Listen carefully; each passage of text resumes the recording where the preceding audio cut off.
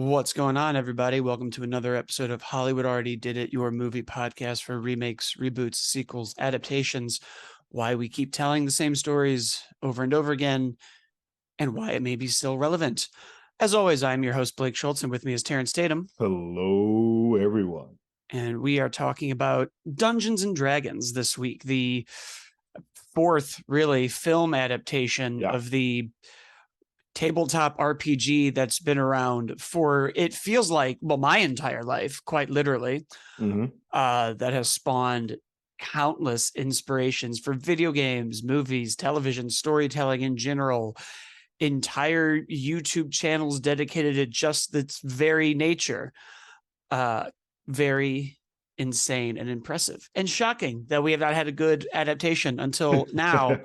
But let's get into the challenges of doing just that. But before we do, what did you think of the movie, Terrence? So I think it's important to say, while I am a nerd and I have a lot of pockets of geek culture from gaming to Ghostbusters to wrestling, like I'm into all it, tabletop Dungeons and Dragons escaped me. Never had an interest. I'm curious. I know it's a huge world, and I've been to gaming stores where I'm like, oh, they're getting a whole team going. It's a thing. I just have never gone down that rabbit hole. So I had no entry point into this, and I had seen the previous 2000 version with Marlon Wayans and all them, which was god awful. I had not seen the spinoff, like the sequels that were made for TV. So I went in and this was like, all right, well, we'll see. Because the trailers didn't do any justice. I was like, this looks cheap. This looks like a Van Helsing sort of mid 2000s rip. I don't want any parts of this. And then I saw the little clips of a piece that they showed the comedy beats of the movie. And then I was like, wait a minute, this might be for me. And I was correct. This was a blast. I've seen it twice already. Within 4 days, I've seen it twice. I haven't had fun like this. I keep saying, and I think these are two kind of, it's a huge bar, but the original Pirates of the Caribbean or like the Jumanji, where it's a huge adventure where you're kind of just like, I did not expect it. It just hit me in the face. I think it's fun for anybody who does not have any entryway into this, but it's probably just glorious for those who do. Like I went once by myself, and I was like, "This is a damn good time." And then I went a second with you and our friends, two of who are huge tabletop Dungeons and Dragons fans, and I kept looking over to them like, "I think that means something. I think that means something," and they're kind of like laughing and saying, "Oh." I know how that feels being in the Marvel world and all that stuff. Like, yep, I know that. I know that. So it was a cool way they didn't dumb it down, but they also kind of was like, we're not going to explain everything to you. We're just going to put it out there and just make it a good film. And I think John Francis Daley, who is writing, his comedy writing is phenomenal, has made it into a digestible form that I think all audiences will enjoy. And I had a blast. Like, I have not had this much fun in quite some time. Adventure films like this don't get made often anymore. No, and when they do, we've talked about them quite often on the show with the Jungle Cruises and the Jumanjis and I mean the Pirates sequels, the first one notwithstanding. But you're right, we don't do it a lot, and usually when we do, I find things in it that I miss in older ones, whether it's more mature, darker themes or like Gore Verbinski's horror beats in the first Pirates, where you really do get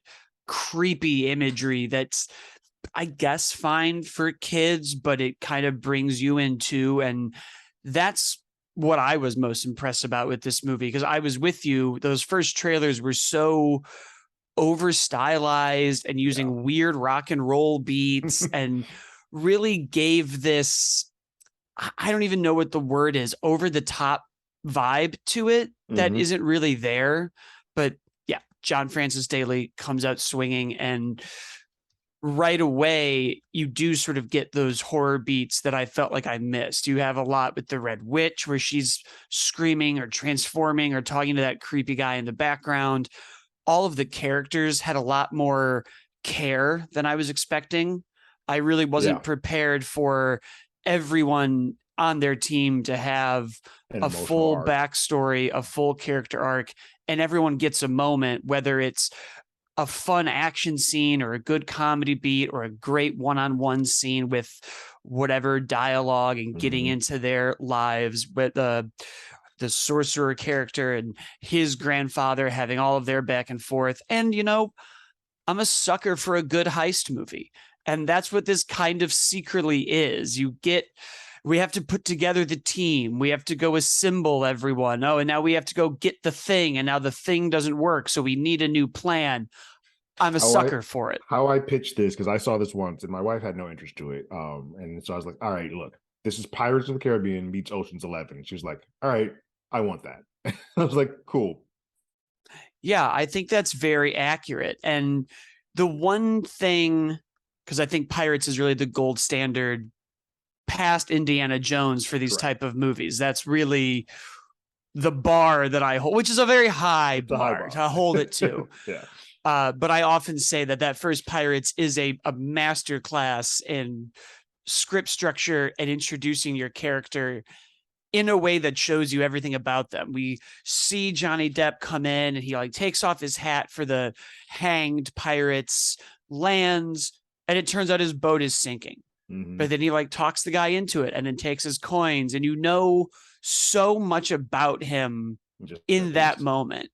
It's very similar to Men in Black with Will Smith's training. He's the only one who moves the table. Right. He shoots the person. The only one that he thinks is a threat is the girl and not the aliens. And he's able to justify all of it. He's able to, you sort of see who he is in those moments. And this movie does that very well too.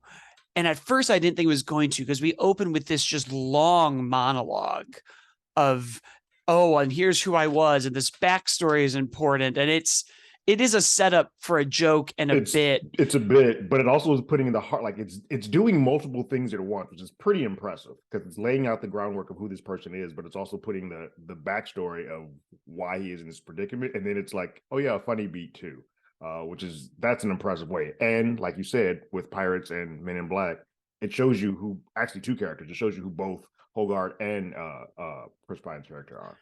Yeah, and they do that consistently through the movie. When we meet the villain, we learn a lot about him real quick, whether it's through quick dialogue or really subtle directing moments where they have these small back and forths of motivation that don't quite click until you do see the movie again. Oh, that's why he's giving her that look, because he knows the end plan. Oh, this is great. And then the movie just builds and builds from there. When you meet the sorcerer, he's also, he's doing the bad magic, but it's a distraction. But also when he focuses, it shoots him off. And you see why we put all these people on the team. And it does a great job with what, one, makes Dungeons and Dragons, and B, what makes a heist movie work, which is character archetypes. It is that weird thing that the Breakfast Club does so elegantly of, and we have the basket case and the cool kid and this, and the movie is just, we need a bard, we need a sorcerer, we need a person who transforms, a druid, and you learn everything you need, which is crazy because they throw so much other nonsense at you that you'd think you would get bogged down. But there's really only 2 exposition dumps in the beginning and in the middle. And the rest of it either plays for comedy or is just sort of roll with it. The IntelliBeasts walking by, they're attracted to intelligence. Yeah. Great. I don't need to know anything else about those, but I want to know everything. Right. I know they exist in that world. I know the tabletop folks and Dungeons and Dragons. I know what that is. We now know what it is. And I'm can we see them again? Are they coming back? And yeah, a lot of very impressive one shots when we're watching the druid transform to all the animals and go. And I get it. You can argue it's a one shot, but it's all CGI. So is it really one take? But I go back to Revenge of the Sith and I'm that whole opening is still awesome, even though, it's all created. It still looks phenomenal. Yeah. Yeah. And they put the money behind it. It never looks cheap. There's a good mix of practical and CGI. It really gave me everything that I've been missing in this genre and sort of in movies in general, where it's oh, we really got into this and we really know why these people are friends and we care about his daughter and we want them to win, and everything has a roadblock that they get by. It felt like they were able to fail, where I feel so many movies recently, they're just constantly winning. And this and John Wick 4, I was great, we're seeing our heroes struggle a little bit. Right. They're not just kicking ass the whole time. Yeah. Yeah. And I think that's very necessary when you're doing a movie like this, especially a movie adapted off of a game that relies on rolls. You're going to have some bad rolls. Mhm. And they never really addressed that. There is no dungeon master who wrote the story. I guess you could argue Chris Pine makes the plan, but Right. but that's not what Bad he's at doing, it. who he is. Right. Yeah. And they never do anything like cheesy, like, oh, and here's this dice, and when you need it, you'll roll it. No. I was waiting for some dumb, stupid, like 90s literal adaptation of it, Or where where it's like somebody's playing a tabletop game and then this is what this. Yeah. No, yeah, I was waiting for some like, oh, you know, when you really need it, you're gonna roll that 20. Yeah. But you get that sense of like he puts on the helmet all the time and fails and fails and fails and fails, and it is a constant like roll and re-roll and keep trying it. And Yeah. I think that is what sort of made this movie, especially compared to the other trilogy, work so well, because it's what we talk about a lot. They treated everything with care. There's a lot of things in there like mimics, the owl bear, the Jonathan bird. There's just a lot of pieces that show you that they cared, but also understood some of the humor in it. It's clear that this was done by people who have played this game and have a huge affinity for it. And I think sometimes the best people, if you care about something, or you can also take the piss out of it, you can have fun with it, you can joke with it, but still show that you actually, this still means something to you. And I think sometimes, especially with those earlier ones, you probably got people writing like, oh, I got the IP of Dungeons and Dragons, cool, I'll write a script, and have never played a tabletop game in their life. Yeah, I feel like those first three were very much that. We had a fantasy idea. I think it was 2002. So like Lord of the Rings had either come out or was about to come out. And it really just felt like we own this property. Let's dust off a script, slap the title on it, and go. I work for them. Let's do this. Yeah. Yeah. And it looked cheap. It did. Marlon Wayans' character was not okay. Yeah. And it just sucked. It was like, it was so serious. Everyone thought that like, well, this is what they want. It was like, well, it's a game and you should have fun. The movie should be fun. Yeah. And it is a group of friends. So we have to care about this group of friends.